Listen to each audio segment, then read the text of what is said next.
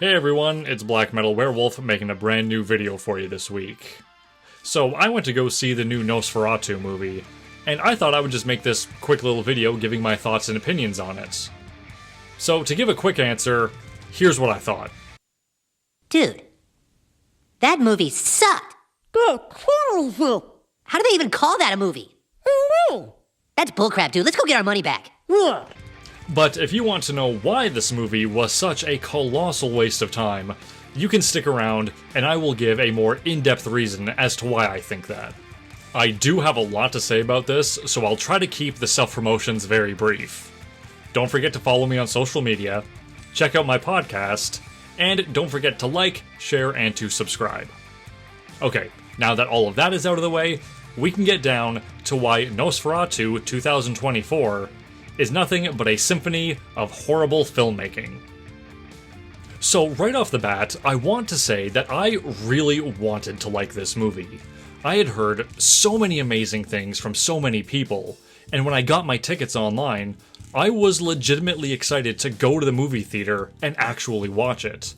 But once I sat down and the movie started playing, I realized that I was in for a very boring, long, and disappointing ride.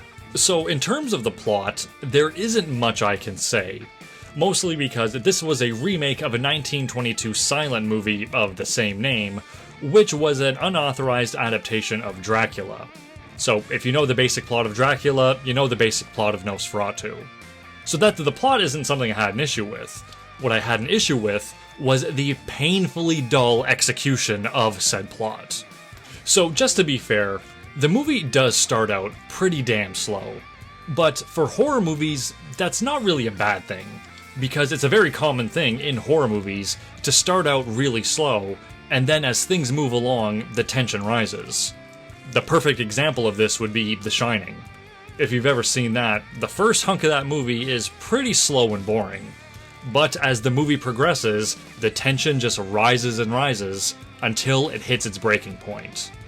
The problem with this movie is, you think things are going to get better. You think the tension is going to rise. You think there's going to be some sense of paranoia and fear. But then it just never happens. It's like going on a roller coaster, and then the fucking thing never drops. You're just on this boring, tedious ride up, and you're like, something's gonna happen, and then you get to the top, and they're like, cool, thanks for taking our ride, you can exit to the left, and take the stairs all the way down. That is what watching this movie was like. Okay, they're in the woods. The camera keeps on moving. I think they're looking for some witch or something. I don't know, I wasn't listening. Nothing's happening. Something about a map. Nothing's happening. It's over. A lot of people in the audience look pissed. As for the ending, I literally had nothing to say, because I did not see the ending. This movie was so horribly fucking boring that I got up out of my seat and cut my losses with about half an hour left of the movie. I just couldn't do it. Granted, once I got home, I was a little curious to see exactly how the movie ended, so I just went on Wikipedia and read the plot synopsis, and from the looks of it, I didn't miss anything special. So I'm actually glad that I got up and left. Woo-wee! Whoa! Oh! You know, I never walk out of a movie, but yuck! Now, some of you may be saying that I have no right to judge and critique this movie, seeing as I actually didn't even watch it in its entirety. So I just want to put some things into perspective here. Never once in my entire life have I ever walked out of a movie in theaters. Every time I've gone to the movies, I have been able to find some sort of redeeming quality to the movie I'm watching that makes me want to see it to the end. Something that is entertaining me enough that I can watch an entire movie. Be it the plot's interesting, there's some good acting, or at least some hot chicks in it. This movie had nothing. Now, I have sat down and watched some horrible fucking movies. I watched Halloween Ends in its entirety in the movie theater. The movie's terrible. And it did have some redeeming qualities, though. I watched the Jurassic World movies in theaters. Those movies are terrible. There was some redeeming qualities, though. This movie had absolutely no redeeming qualities. There was no sense of entertainment from the time I sat down to watch it to the time I got up and cut my losses. And what's really confusing me is that I'm seeing online that so many people are praising this movie for its amazing atmosphere and cinematography. No. Those people are objectively wrong. This movie has no atmosphere, and the cinematography is basic at best. For the most part, about 70% of this movie is shot in near complete darkness, and the other 30% looks like you're looking at a gray old dishcloth. Now, don't get me wrong, darkness and shadow can be used in horror movies correctly, and in this movie they do that, once, but the rest of the movie there's no excuse. For example, when we are introduced to the vampire Count Orlok, he is shrouded in darkness and shadows, which I actually thought was really cool. Mostly because, he's a vampire and you don't want to show all of your monster too early in the movie. As for the rest of the movies, there's no excuse. It's just so dark you can't see what the fuck is going on. Now, some people will try to justify that decision by saying that it was an artistic choice or that's what the director was going for. No. Movies are a visual art form, and as an audience member, I need to be able to see what your visual art form is. If I can't see it, you fucked up. And that's just the scenes that you can't see. The rest of the movie where it's light, it's all just washed in this gross gray filter, and it's just unpleasant to look at. I don't understand why anyone thought any of this was a good idea. And again, I'm sure all the pretentious film snobs out there will try to take this as some sort of artistic decision, but other really good horror movies use bright lights and vibrant colors all the time. Hell, even back in the olden days when movies were all in black and white, the directors did their best to make the scenes and the actors look vibrant and come to life. They did the best they could with what they had, and they didn't intentionally muddy their work as a form of art. Actually, now that I think about it, I think this is more of a critique of the modern audience than it is of the actual movie, because so many movies these days are just a combination of epileptic lights and, shaky cameras. So when someone sits down and sees a static image or a slow pan from left to right with muted colors, they think it's some fancy artsy-fartsy decision, when in reality it is bare bones basic movie making skills that any Joey Jerkoff can learn in an afternoon. Okay, so now that all of that is out of the way, let's get on to the acting. So, the acting was almost universally bad across the board. However, I will say that Bill Skarsgård playing Count Orlok was actually very well done. The accent he uses and his mannerisms and movements, he gave the character an almost inhuman feeling to it, which I thought was a really cool creative decision on his part. So, I gotta give props to the guy for doing the best he could with the shitty script that he was given. Unfortunately for Bill Skarsgård, though, he was surrounded by low-quality, porno-caliber acting from all the other cast members.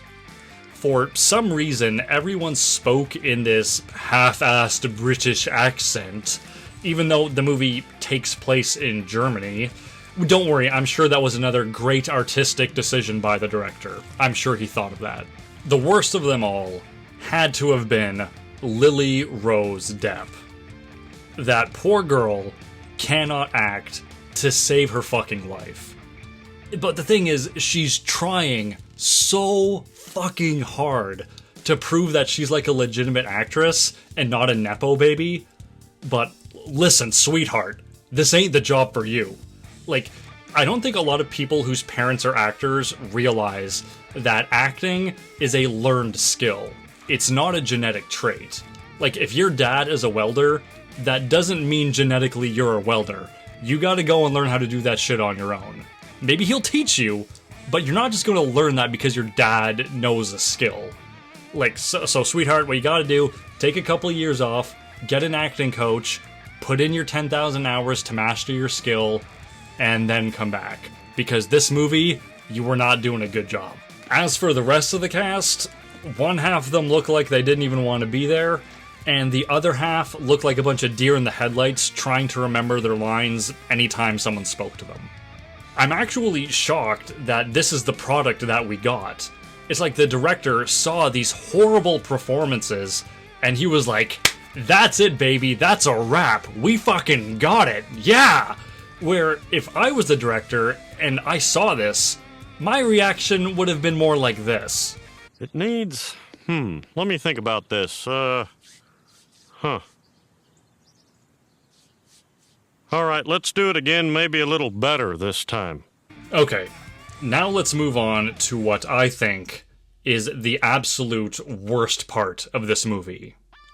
It was too goddamn long, and it was too goddamn repetitive. So for those of you who don't know, back in the olden days, movies were relatively short. For example, the old Universal classic monster movies were all only about an hour 10, hour 15 long. If a movie were to hit an hour and a half, that would be considered a really long movie. And the original Nosferatu was only an hour and 20 minutes long. And the only reason that movie was so long was because it was a silent movie. So they had to use title cards to convey dialogue, which added to the length of the movie. So if the movie actually had sound, they wouldn't have needed the title cards, and the movie would have been considerably shorter. So that means they took a relatively short film, and they turned it into a movie that's over 2 hours long. Now, some of you may be asking, how could they achieve such a feat of utter boredom? Well, I will tell you. They achieve this by having many of the characters have the exact same conversation over and over and over and over again. I am not exaggerating. And about halfway through, I said to myself, why are we having this conversation again? We just had this exact same conversation a few scenes ago. And then, lo and behold, about 10 minutes later, they would be talking about the same goddamn thing again. It was driving me fucking crazy. It was maddening. The movie just pads its runtime with having the same 3 fucking conversations over and over again. This was the worst movie I've ever seen. You know, I think one of the main reasons I left the movie theater early is just because I couldn't sit there and watch these horrible actors say the exact same things to each other over and over again. I just can't do it. Look, I'm turning 32 this year. I don't got a lot of time left. I don't have time to waste.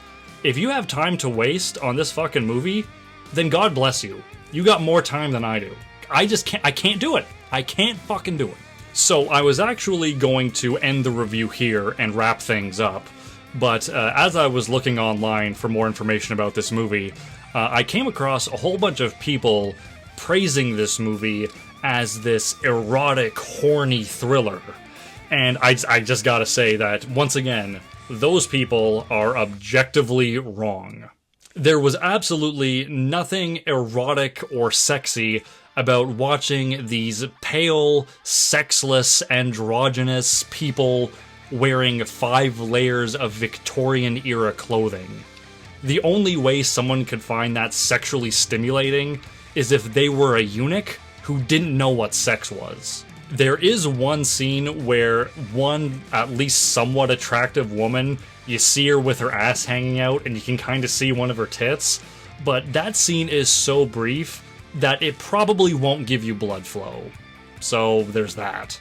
So, in conclusion, Nosferatu 2024 has to be the worst movie I personally have ever seen. The only people who I can imagine enjoying it would be film students and their equally douchey professors or art house snobs.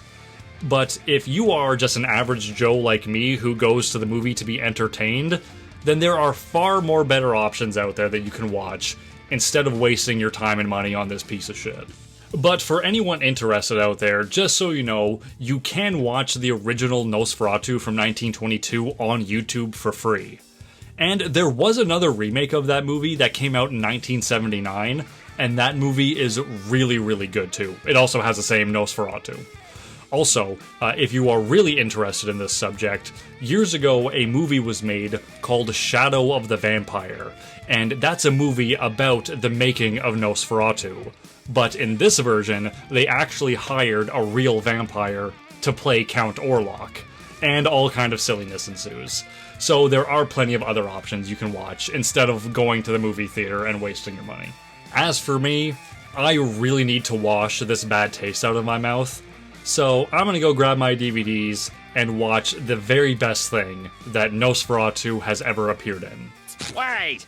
If that was you on the phone and you on the bus, then who was flickering the lights?